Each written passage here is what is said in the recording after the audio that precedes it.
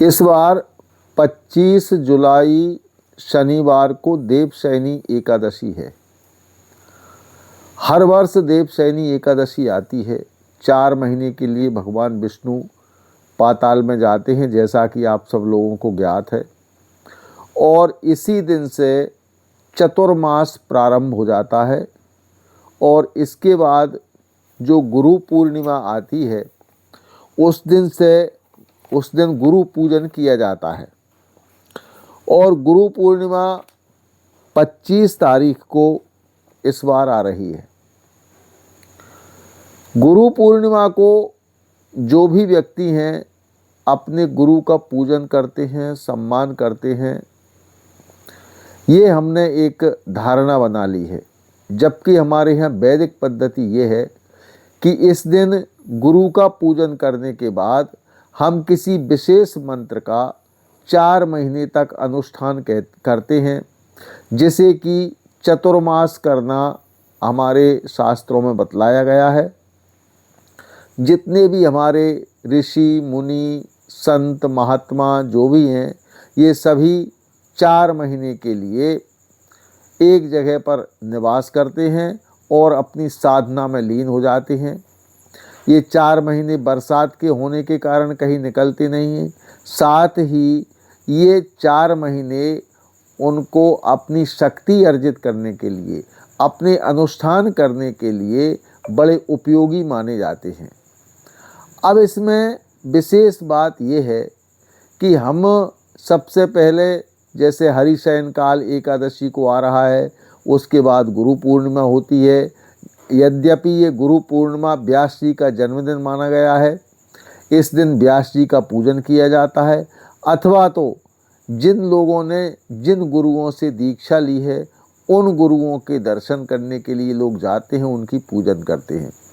अब ये व्यावहारिक बात है, जबकि आध्यात्मिक बात के अनुसार इसका फल ये है कि गुरु मंत्र का जाप इस दिन गुरु को, किसी भी गुरु को मानकर किया जा सकता है।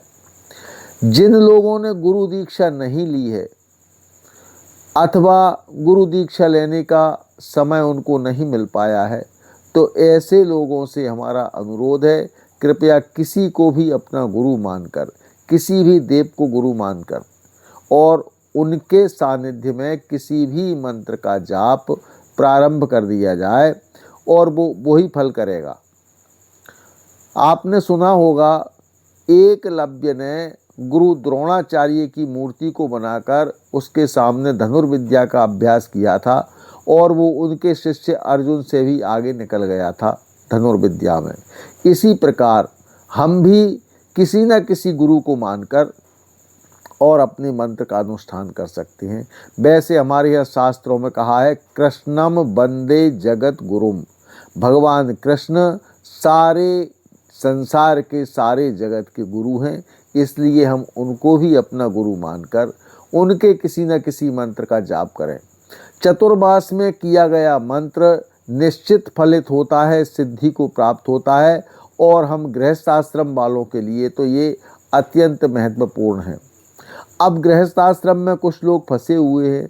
यद्यपि कुछ सर्विस वाले लोग हैं, कुछ व्यापारी लोग हैं, कुछ किसान लोग हैं, अलग अलग लोगों के अलग अलग व्यापार हैं, अलग अलग धंधे हैं, जिससे उनको फुर्सत संभवतः न मिल पाती हो।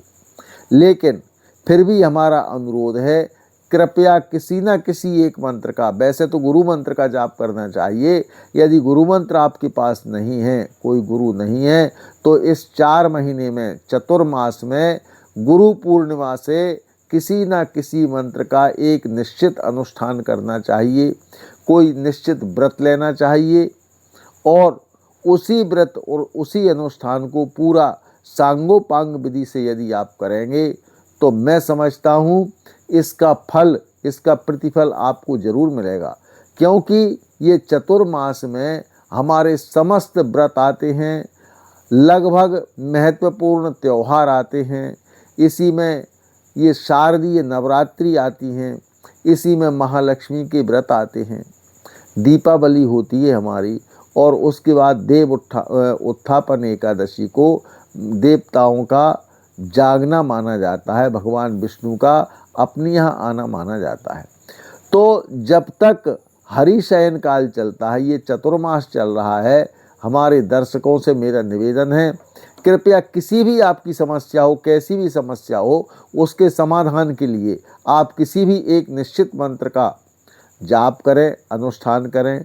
मंत्र के बारे में ऐसा है, जितने अक्षर का मंत्र होगा उतने लाख जाप करने पर उस देव की कृपा आपके ऊपर हो जाएगी, और उतने करोड़ जाप करने पर उस देव का साक्षात्कार हो जाएगा। हमारे शास्त्रों में कहा है, दैवाधीनम जगत सर्वम मंत्राधीनम ते देवता।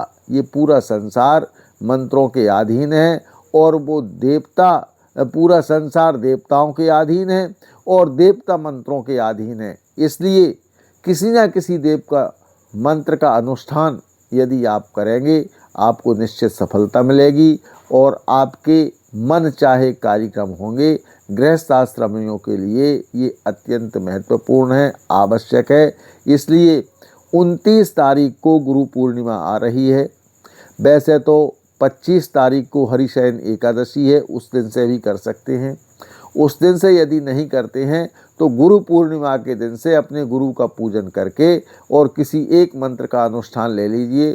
ज़्यादा ना सही आप कम करें, और जब आपको समय मिल जाए तब करें। सुबह, दोपहर, शाम, रात्रि को जब भी समय मिल जाए तब करें, लेकिन अनुष्ठान जरूर करें, और उसका फिर प्रतिफल आप देखें।